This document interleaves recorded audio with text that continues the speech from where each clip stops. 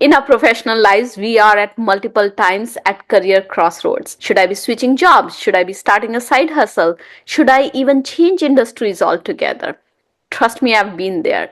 So, in today's video, I'm going to share some practical steps to help you navigate these big decisions with confidence. I've had a lot of clients lately asking me about how to make career transitions or how to make career decisions, and I want to bring all that knowledge to you today in this video. Before we get started, a quick reminder to 92% of you who haven't yet subscribed to my channel to do so now and click on the notification bell icon so that you can be notified every time I release a new video. And now that we have you subscribed, let's get started. So first things first, you need to know yourself, where you are in your journey in life and what do you expect from your professional life or from your career. Before making any career decision, ask yourself these three key questions. What are your strengths? What do people always compliment you on? Maybe you're great at problem solving, public speaking, or creative thinking.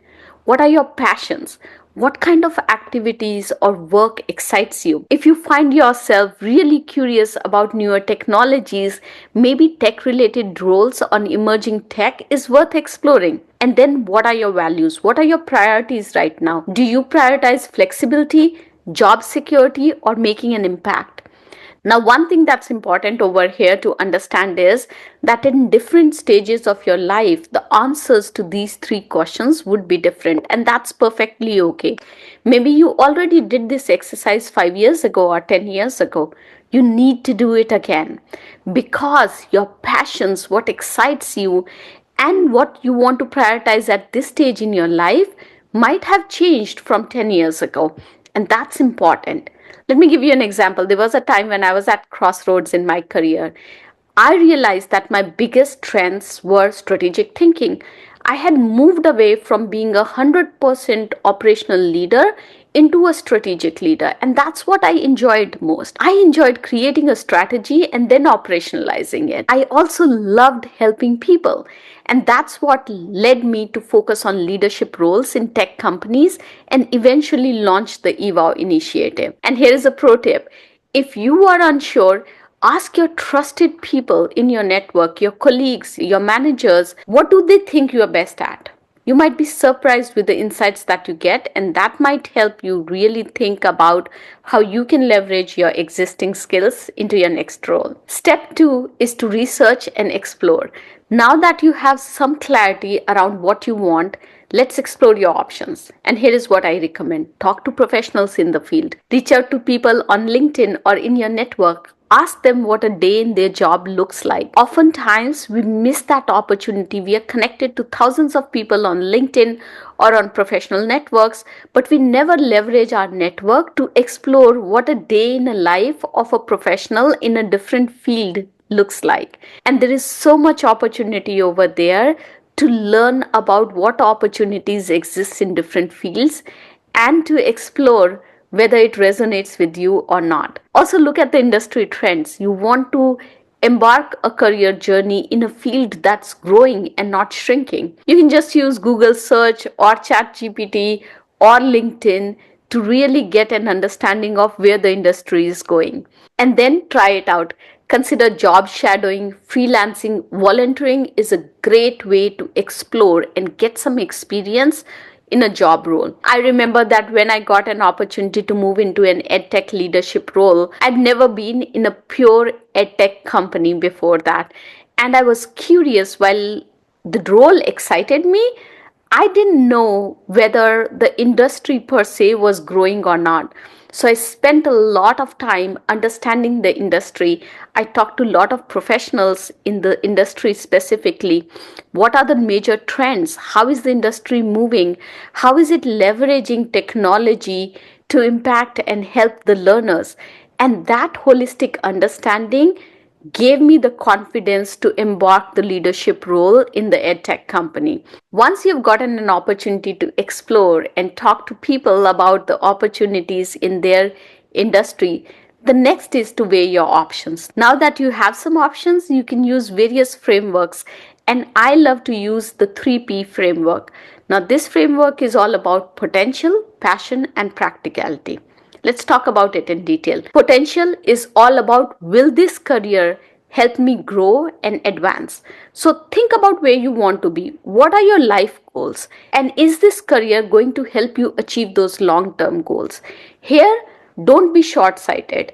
Think about growth and advancement not from a perspective of where you want to be in next 2 years, but from a perspective of where you want to be in next 10 years. Then think about passion. That's the next P. Do you genuinely enjoy that kind of work? And I say this because you don't want to keep changing jobs every 6 months. When you join a company, when you join a job role, many times you think about the longevity and how it's going to help in your career. Very few times we take a job just for the sake of doing the job. And that's why if you don't feel passionate about the work that's involved in that job, you won't be happy in that job. And if you're not happy in the job, then you're not going to build a career out of it. So it's really important to see where your passion lies. Now, if you are in the early stages of your career, please know that passion can change over a period of time. So give yourself that flexibility and truly make sure that it's a passion for a longer duration of time and not passion for just 3 months. So give that time, have that understanding. Would you genuinely enjoy this kind of work? I know of a coachee who took on event management because she thought she would enjoy being a part of all those events. She did not consider that her life would change and every week she would be hosting events. Every week hosting events took a toll on her. So while she thought of enjoying event management and thought that it was her passion, she quickly realized that she could not possibly do it every single week of her work life. And then she worked with me to change gears and find something that aligned more with her long term goals, potential, and practicality as opposed to just the passion. Which brings me to the third point, which is practicality. Think about a job role from a perspective of, does this align with my lifestyle and my financial goals? Many times you will see that there are jobs that are out there that you feel really passionate about and you feel that it really allows you to make that impact that you want to make. But those jobs might not pay you that well. And that's a decision that you have to make where you are in your financial journey. And is it okay for you to take a job that doesn't pay you that well, but allows you to make the impact that you want? As much as people would tell you, money does play an important role in how we lead our lives and the impact that we bring to others. So please do not negate that. People who say money is not important to them are at a different stage in their life. If you're just starting off, you have student loans, you have a big mortgage to pay, you have young children, or you have adult children who need to go to college, or you are taking care of your aging parents and your children simultaneously, you might require a good financial background and a job that pays you well. So consider all those things, be practical, and look at things from a perspective of, does this job provide me the financial security and the flexibility that I need in my career? And if the answer is yes, then you move forward with it. Let me give you an example. I once had to choose between two job offers. One was high paying but had zero flexibility, and the other one paid a little less but was aligned with my long term goal and vision and allowed me to work on exciting projects. Now, I chose the second one, and I chose it because when I did the math, I would have been financially okay even when I took that lower paying job because the pay difference wasn't that much and I could still meet my financial goals with that job. And that turned out to be one of the best decisions that I ever made. Now, if I would have had the same option 5 years before the current situation, I would have probably chosen the first job because my financial needs were different at that time. Here is a pro tip, and I always use this. I make a pros and a cons list and I talk to my spouse, and sometimes an outside perspective can be a game changer too. So, what you want to do is you want to look at that pros and cons list very carefully to really understand and get a buy-in from all stakeholders. So for example, when I took that job that paid me a little less, I had a buy-in from my partner on our joint saving goals, when I made that decision. And the next step is to take action. A great decision means nothing without action.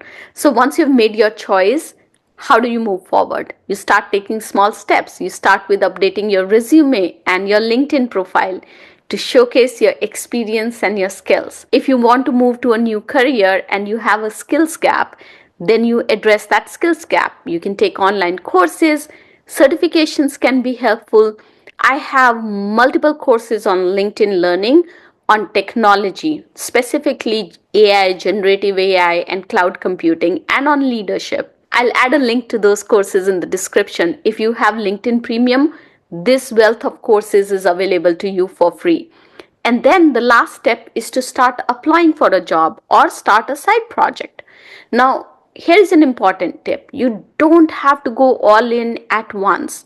Test the waters first. Apply to a couple of jobs and see whether your LinkedIn profile is resonating with the recruiters or not. See what skills they ask for and use that to build your skill set. And then maybe start off a side project. Build something out, showcase your talent and your skills, and that will also give you a good feel of whether you're enjoying the work or the career in which you want to step in or not. And that brings me to the most important point, which is nothing is set in stone. No decision is final. I have changed my career path multiple times, and each pivot has led me to something better. So don't be afraid to change gears if something is not working out for you. I know career decisions can feel scary, but when you break them down into small actionable steps, they just become so much more easier. If you found this video helpful, hit that like button, subscribe, and let me know in your comments what is the biggest career decision you are facing right now. Let's talk about it.